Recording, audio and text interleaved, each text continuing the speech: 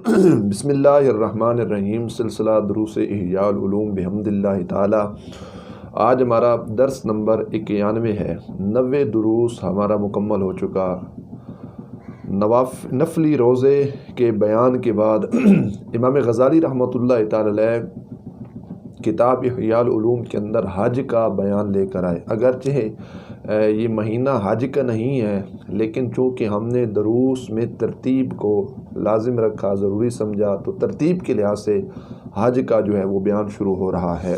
قرآن مقدس، قرآن مجید برہان رشید میں اللہ پاک جل جلالہ ارشاد فرماتا ہے وَلِلَّهِ عَلَى النَّاسِ حِجُّ الْبَيْتِ مَنِ اسْتَطَاعَ إِلَيْهِ سَبِيلًا، فرمایا اللہ کریم جل جلالہ کے لیے فرض ہے لوگوں پر حج اس کے گھر کا جو اس کے گھر جانے کی طاقت رکھتا ہو، وہاں تک پہنچنے کی کیا رکھتا ہو، استطاعت و توفیق رکھتا ہو۔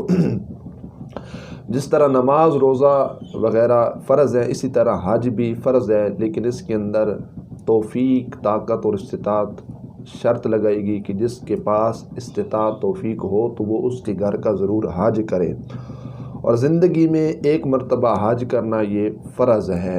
حضور نبی رحمت عالم صلی اللہ علیہ وآلہ وبارک وسلم نے بھی زندگی میں جو حج ہے وہ آخری حج نبی کریم علیہ السلام نے فرمایا تھا، حج ادا کیا، تو اس کے بعد حضور نبی پاک صلی اللہ علیہ وآلہ وبارک وسلم کا وصال ہو گیا تھا۔ اور ایک اور مقام پر اللہ پاک جل جلالہ ارشاد فرماتا ہے وَأَتِمُّ الْحَجَّ وَالْعُمْرَةَ لِلَّهِ، اس میں بھی للہ لگایا گیا کہ حج کرو اور عمرہ کرو کس ذات کے لیے؟ اللہ کے لیے۔ دنیا کے اغراض و مقاصد یا حاجی یا نیک یا اپنی ٹور یا بلے بلے کہلوانے کے لیے نہیں، سخاوت کے چرچے کرنے کے لیے نہیں، بلکہ یہ کام کرنے ہیں، حج کرنا ہے یا عمرہ کرنا ہے تو مقصد یہ ہونا چاہیے دنیا ناراض ہوتی ہے تو ہو جائے میرا رب مجھ پہ راضی ہو جائے، میرا اللہ مجھ پر کیا ہو جائے، خوش ہو جائے۔ تو بہرحال یہ مقصد ہونا چاہیے۔ اور حضرت سیدنا ابراہیم علیہ السلام نے بھی اعلان حج کیا تھا، فرمایا وَأَذِّن فِي النَّاسِ بِالْحَجِّ، فرمایا عام کرو لوگوں میں حج کا اعلان، مطلب اس اعلان کو کیا کر دو، لوگوں کے اندر عام کر دو۔ اب میں بڑے اختصار کے ساتھ حدیث سنیے۔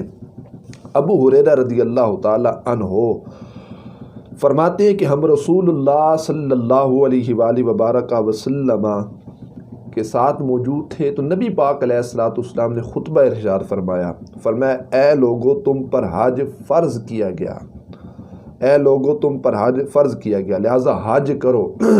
ایک شخص نے عرض کیا یا رسول اللہ صلی اللہ علیہ وآلہ وبارک وسلم، کیا ہر سال حج فرض ہے؟ تو نبی کریم علیہ السلام خاموش رہے، حتیٰ کہ اس شخص نے 3 مرتبہ یہی سوال کیا ایک مجلس کے اندر، اے اللہ کے رسول کیا ہر سال حج فرض ہے؟ اے اللہ کے رسول کیا ہر سال حج فرض ہے؟ اے اللہ کے رسول صلی اللہ علیہ وسلم کیا ہر سال حج فرض ہے؟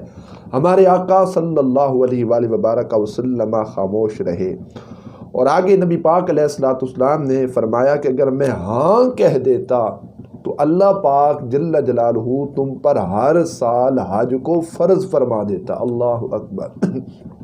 اب سرکار کا کیا جاتا کہ اتنا اصرار اور بار بار سوالات پر نبی کریم علیہ السلام فقط اتنا کہہ دیتے ہاں فرض ہے، تو حضور نبی پاک علیہ السلام ارشاد فرماتے ہیں اتنا کہنے کی وجہ سے اللہ پاک کیا کرتا، ہر سال حج کو فرض فرما دیتا۔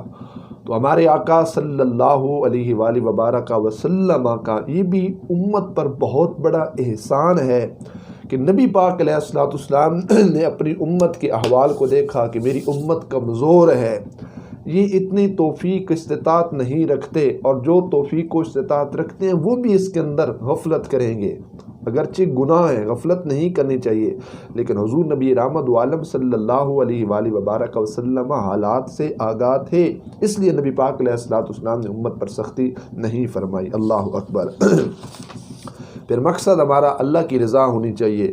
انہی سے روایت ہے، فرماتے ہیں کہ رسول اللہ صلی اللہ علیہ وآلہ وبارک وسلم سے دریافت کیا گیا، حضور نبی پاک علیہ السلام سے پوچھا گیا کہ کون سا عمل بہتر ہے؟ فرمایا اللہ رسول پر ایمان لانا، اللہ پر بھی ایمان لاؤ اور اس کے محبوب صلی اللہ علیہ وآلہ وبارک وسلم پر بھی ایمان لاؤ۔ عرض کیا گیا یا رسول اللہ صلی اللہ علیہ وسلم، اللہ اور اس کے رسول صلی اللہ علیہ وسلم پر ایمان لانے کے بعد سب سے بہتر عمل کون سا ہے؟ تو نبی پاک علیہ السلام نے ارشاد فرمایا اس کی راہ میں یعنی اللہ کی راہ میں جہاد کرنا۔ پھر عرض کیا گیا یا رسول اللہ صلی اللہ علیہ وسلم، جہاد کے بعد سب سے اعلیٰ سب سے افضل ترین عمل کون سا ہے؟ تو ہمارے آقا صلی اللہ علیہ وسلم نے ارشاد فرمایا پھر مقبول حج، فرمایا جو حج کرے گا یہ سب سے بہترین عمل ہے۔ تو کتنی خوبصورت بات اس حدیث کے اندر ہمارے آقا صلی اللہ علیہ وآلہ وبارک وسلم نے ارشاد فرمائی۔ پھر انہی سے روایت ہے کہ فرمایا رسول اللہ صلی اللہ علیہ وآلہ وبارک وسلم نے کہ جو اللہ کے لیے حج کرے، نہ فحش کلام کرے نہ فسق کی بات، فرمایا نا کہ من حج للہ فلم یرفس ولم یفسق راجع کیوم ولدتہ امہ۔ اللہ اکبر۔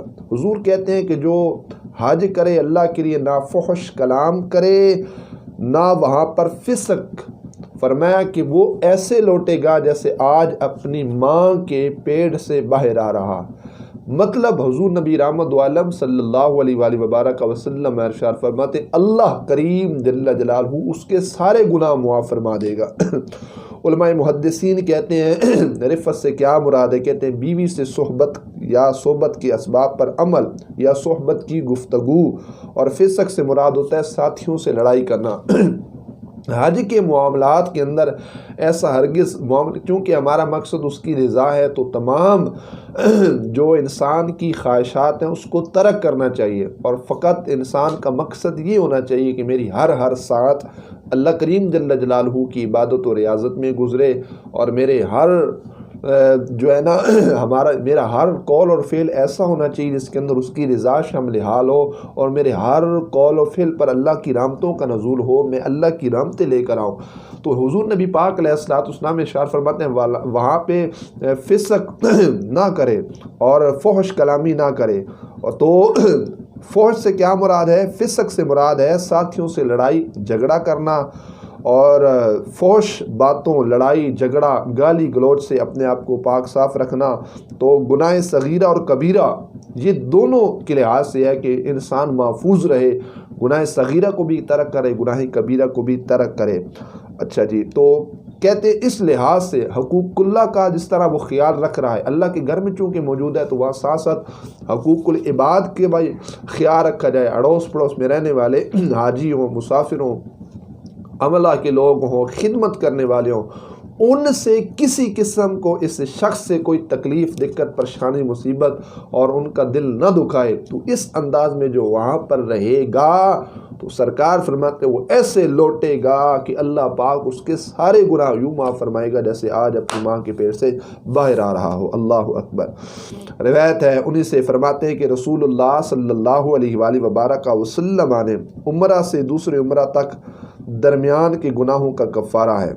عمرہ سے دوسرا عمرہ تک یہ درمیان میں جتنا خلا یہ گناہوں کا کفارہ ہے، اور مقبول حج کا جو بدلہ ہے سرکار فرماتے سوائے جنت کے کچھ بھی نہیں ہے۔ اس کا جو بدلہ ہے وہ فقط جنت ہے۔ انشاءاللہ اللہ اپنے فضل و کرم سے اس شخص کو جنت عطا فرمائے گا جو اللہ کی رضا کے لیے کیا کرے گا؟ حج کرے گا۔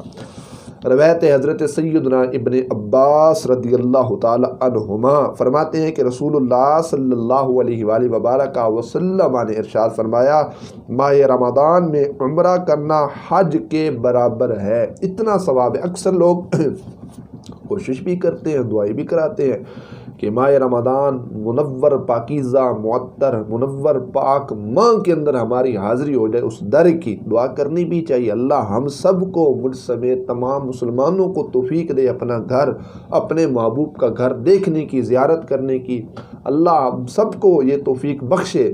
تو بارکیف ماہ رمضان شریف میں عمرہ جو کیا جاتا ہے تو وہ ایسے ہے جیسے حج ادا کیا جاتا ہے، حج جتنا ثواب اللہ پاک جل جلالہ عطا فرماتا ہے۔ اللہ اکبر۔ پھر اس کے متعلق مزید روایت سنیے کہ ہمارے آقا صلی اللہ علیہ وآلہ وبارک وسلم ارشاد فرماتے ہیں، حضور کہتے ہیں شیطان یوم عرفہ میں جس قدر ذلیل ہوا، راندہ ہوا، حقیر، غضبناک ہوتا ہے، ایسا کبھی نہیں دیکھا گیا۔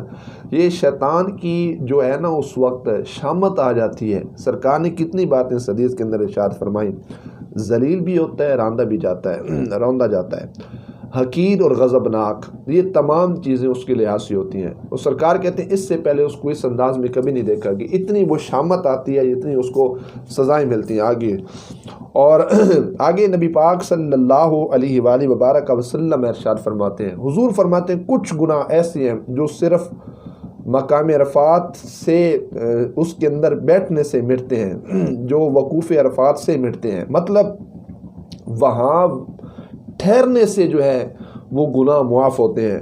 اور آگے نبی پاک صلی اللہ علیہ وآلہ وبارک وسلم نے امام غزالی ایک حدیث پاک لے کر آئے جس میں حج کی فضیلت کا ذکر کیا گیا۔ فرمایا کہ جو شخص اپنے گھر سے حج یا عمرہ کی غرض سے نکلے اور مر جائے تو قیامت تک اس شخص کو حج اور عمرے کا ثواب اللہ عطا فرماتا رہے گا۔ حج اور عمرہ کی غرض سے جانا پھر مر جانا تو قیامت تک اس شخص کے لیے حج اور عمرہ کا ثواب لکھ دیا جاتا ہے۔ اللہ اکبر، اجر اس کا قیامت تک چلتا رہے گا۔ اور جو شخص حرمین طیبین میں سے ایک حرم شریف میں انتقال کر جائے، سرکار فرماتے تو اسے تو نہ حساب کے لیے پیش کیا جائے گا اور نہ اس کا حساب ہوگا، اور کہا جائے گا کہ تو کیا ہے، جنت کے اندر داخل ہو جائے۔ اللہ اکبر، کوئی حساب و کتاب اس شخص سے نہیں ہوگا جو ان پاکیزہ مقامات پر جس کو موت آئے گی۔ حضرت فاروق اعظم رضی اللہ تعالی عنہ بھی اکثر یہ دعا فرماتے ہیں، اے اللہ مدینے کی موت عطا فرما۔ ہم بھی یہ دعا کرتے ہیں، یا اللہ اپنے گھر مکہ شریف کے اندر یا مدینہ طیبہ کے اندر ہم سب کو موت عطا فرما، سرکار کے قدموں میں یا اللہ ہم کو موت نصیب فرما۔ اللہ اکبر۔ اور آقا دو عالم صلی اللہ علیہ وآلہ وبارک وسلم ارشاد فرماتے ہیں، مقبول حج دنیا اور جو کچھ اس دنیا میں ہے، فرمایا وہ اس سے بہتر ہے، اور مقبول حج کی جو جزائے حضور فرماتے ہیں وہ فقط جنت ہے۔ دنیا و معافی حج سے بہتر ہے کہ انسان کیا کرے، حج کرے، اور حج اس کا قبول کیا جائے۔ دنیا جہاں کی ساری چیزیں، اسباب، مال، ذرائع ایک طرف ہو جائیں اور ایک طرف بندہ مومن کے لیے عمل کے اندر حج ہو جائے، سرکار فرماتے ہیں اللہ انشاءاللہ اپنے فضل و کرم سے ضرور اس شخص کو جنت عطا فرمائے گا۔ اللہ اکبر۔ اور نبی کریم صلی اللہ علیہ وآلہ وبارک وسلم نے ارشاد فرمایا، حج اور عمرہ کرنے والے اللہ کا وفد ہوتا ہے، یہ اللہ کی جماعت ہے، اور اس کی زیارت کرنے والے اگر وہ اللہ سے کچھ مانگے تو اللہ ان کو عطا فرماتا ہے۔ حج اور عمرہ کرنے والے اللہ تعالیٰ کا وفد اور اس کی زیارت کرنے والے ہیں۔ اللہ اکبر۔ اگر وہ اللہ سے کچھ مانگے اللہ ان کو ضرور عطا فرماتا ہے۔ بخشش اور معافی طلب کریں تو اللہ ان کو ضرور معاف فرماتا ہے۔ اگر وہ دعائیں کریں، یہ جماعت، یہ وفد اللہ کی بارگاہ کے اندر دعا کرے تو اللہ پاک جل جلالہ ضرور ان کی دعائیں بھی قبول فرمائے گا۔ اور اگر یہ لوگ حج اور عمرہ کرنے والے کسی کی سفارش و شفاعت کریں تو اللہ پاک جل جلالہ اپنے فضل و کرم سے ان کی سفارش و شفاعت کو بھی قبول فرمائے گا۔ اللہ اکبر۔ اور ایک مسند حدیث جو اہل بیت کرام رضی اللہ تعالی عنہم کے طریقہ سے مروی ہے، وہ یوں ہے کہ وہ شخص لوگوں میں سب سے بڑا گناہ گار ہے جو مقام عرفات میں کھڑا ہو اور یہ خیال کرے کہ اللہ تعالیٰ نے اس کی بخشش نہیں فرمائی، اس کی مغفرت نہیں فرمائی۔ مقام عرفہ کے اندر ٹھہرنا اور پھر یہ تصور کرنا اور یہ سوچنا اور یہ خیال بھی کرنا، حضور کہتے ہیں وہ شخص بڑا گناہ گار ہے جو اس مقدس مقام پر کھڑے ہو کر فقط اتنا بھی سوچ لے کہ یہاں پر اللہ لوگوں کی گناہ معاف نہیں فرما رہے۔ ایسی ہرگز بات نہیں ہے، ایسا سوچنا بھی نہیں ہے۔ اس کی ذات، اس کی رحمت، اس کے فضل پر یقین کامل رکھنا چاہیے۔ جب اتنی مقدس سرزمین کے اوپر ہم کھڑے ہیں تو بندے کا یہ یقین ہونا چاہیے یا اللہ تیری رحمت بڑی وسیع ہے، تو بڑے بڑے گنہگار معاف فرما دیتا ہے، یا اللہ مجھے یقین ہے آج تو مجھے خالی واپس نہیں لوٹائے گا، یا اللہ تو میرے گناہ بھی معاف فرمائے گا۔ انسان کا یقین اس ذات پہ ایسا ہونا چاہیے۔ تو سرکار نے فرمایا تو گنہگار تو وہ شخص ہے جو یہ سوچتا ہے کہ اللہ یہاں پر معاف نہیں فرماتا۔ اللہ اکبر۔ اور حضرت سیدنا ابن عباس رضی اللہ تعالی عنہما حضور نبی رحمت عالم صلی اللہ تعالی علیہ وآلہ وبارک وسلم سے روایت کرتے ہیں کہ آپ نے فرمایا کہ جہاں پر انسان حج اور عمرہ کے لیے جاتے ہیں نا، بیت اللہ شریف جہاں پر طواف کیا جاتا ہے، چاہے وہ حج کے لحاظ سے ہو یا عمرہ کے لحاظ سے ہو، فرمایا اس بیت اللہ پر ہر دن 120 رحمتوں کا نزول ہوتا ہے۔ اب کوئی شخص احاطہ نہیں کر سکتا، تصور نہیں کر سکتا، سوچ نہیں سکتا کہ 120 جو رحمتیں اس پر نازل ہوتی ہیں ان کی حد کیا ہے، ان کی مقدار کیا ہے۔ اور میاں صاحب نے تو یہاں تک کہا تھا نا کہ رحمت دا دریا الہی ہر دم وگدا تیرا، جے ہک قطرہ بخشے مینو کم بن جاوے میرا۔ میاں صاحب تو کہتے ہیں نا اس کی رحمت کی تو دنیا کے سارے دریاؤں کی حدود مقرر ہیں، لیکن میاں صاحب کہتے ہیں رحمۃ اللہ علیہ کہ جو اللہ کی رحمت کے دریا ہیں نا ان کی کوئی حد نہیں ہے، ہر دریا کی حد ہے، یہاں سے شروع ہوتا ہے یہاں تک جاتا ہے، اس شہر سے، اس سٹی سے، اس ڈویژن سے شروع ہو کر اس کی لمیٹڈ، اس کی حد یہاں تک جاتی ہے۔ لیکن میاں صاحب فرماتے تو اس کی رحمت کی جو دریا ان کی کوئی حد نہیں ہے، نہ ان کی کوئی ابتدا ہے نہ کوئی انتہا، نہیں پتہ چلتا ہے شروع کہاں سے ہو رہا ہے، آخر اختتام اس کا کہاں پہ ہے۔ فرماتے ہیں رحمت دا دریا الہی ہر دم وگدا تیرا، دنیا کے سارے دریا خشک ہو جاتے ہیں، پانی تھوڑا ہو جاتا ہے، پانی کم ہو جاتا ہے، لیکن میاں صاحب کہتے ہیں اس کی رحمت کے جو دریا وہ ہر دم وگدا تیرا، ہر وقت جاری رہتے ہیں۔ جے ہک قطرہ بخشے مینو کم بن جاوے میرا، تو میاں صاحب کہتے ہیں ان دریاؤں میں سے اگر ایک قطرہ بھی مجھے نصیب ہو جائے، میاں محمد بخش کو نصیب ہو جائے، تو آپ فرماتے ہیں میرا کام بن جائے گا، دنیا میں بھی کام بن جائے گا، قبر کے حالات کے حساب سے بھی اور آخرت کے لحاظ سے بھی میرا کام بن جائے گا۔ تو حضرت سیدنا ابن عباس کیا کہتے ہیں، حضور فرماتے ہیں کعبہ شریف پر 120 رحمتوں کا نزول ہوتا ہے، اس کی لمیٹڈ اور حد کوئی شخص نہیں جانتا کہ 120 رحمتوں سے کیا مراد ہے، اس کی لمیٹڈ کیا ہے، وہ کتنی کثیر رحمتیں ہیں، ان سے کتنے لاکھوں کروڑوں اربوں خربوں لوگ فیض یاب ہوتے ہیں، اس بات کا کوئی شخص اندازہ نہیں لگا سکتا۔ اور آگے سرکار مدینہ علیہ السلام ارشاد فرماتے ہیں ان میں سے پھر 60 طواف کرنے والوں پر اتاری جاتی ہیں۔ اللہ اکبر۔ اور آگے سرکار فرماتے ہیں 40 رحمتیں نماز پڑھنے والوں پر اتاری جاتی ہیں، اور 20 بیت اللہ شریف کی فقط زیارت کرنے والوں پر اتاری جاتی ہیں۔ اللہ اکبر۔ تو یہ کتنا کرم، بالائے کرم ہے، جہاں اللہ کی رحمتیں انسان کو ہر وقت میسر آتی ہیں جب انسان اس کا بن جاتا ہے، لیکن خاص اس مقام پر جب انسان پہنچتا ہے تو اس وقت رنگ ہی نرالے ہوتے ہیں اس کے فیض و کرم کے، وہ کرم بالائے کرم کرتا ہے انسانوں پر۔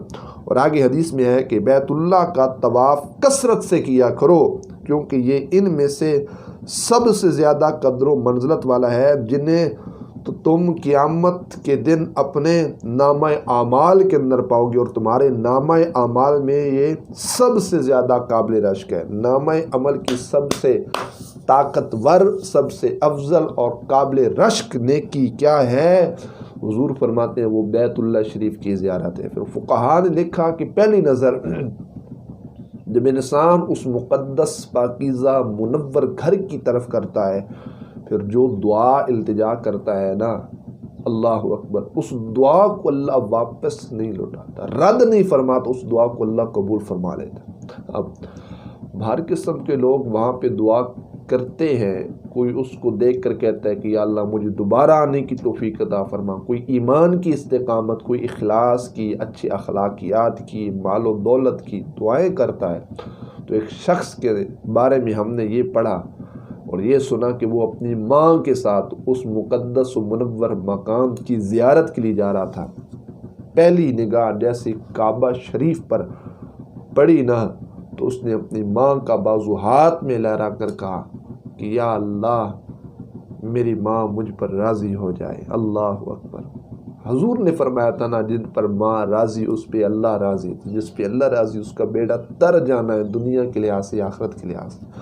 یا اللہ میری ماں مجھ پر راضی ہو جائے، تو یقیناً اس کی یہ دعا اللہ کی بارگاہ میں قبول۔ تو بہرحال ایسی دعا کی جائے جس میں ہمارے لیے دینی لحاظ سے فوائد و ثمرات پائے جائیں۔ یہ ایک طویل چونکہ موضوع ہے، حج، عمرہ، پھر مکہ شریف، طواف کعبہ، مکہ شریف اور بالخصوص بیت اللہ شریف، اس کی زیارت اور اس کے مزید فضائل و برکات، پھر مکہ شریف، مدینہ پاک کی حاضری، مدینہ میں آنا، اس کی فیوز و برکات کو لوٹنا، اس کے فوائد و ثمرات کو حاصل کرنا، انشاءاللہ اس کو درس ٹو درس اس کو چلائیں گے جتنا تک ہو سکا۔ اللہ عمل کی توفیق عطا فرمائے۔ اللہ پاک امام غزالی رحمۃ اللہ علیہ کے درجات بلند فرمائے، آپ کی علمی روحانی فیوز و برکات سے اللہ ہم سب کو مستفیض فرمائے۔ وآخر دعوانا ان الحمد للہ رب العالمین۔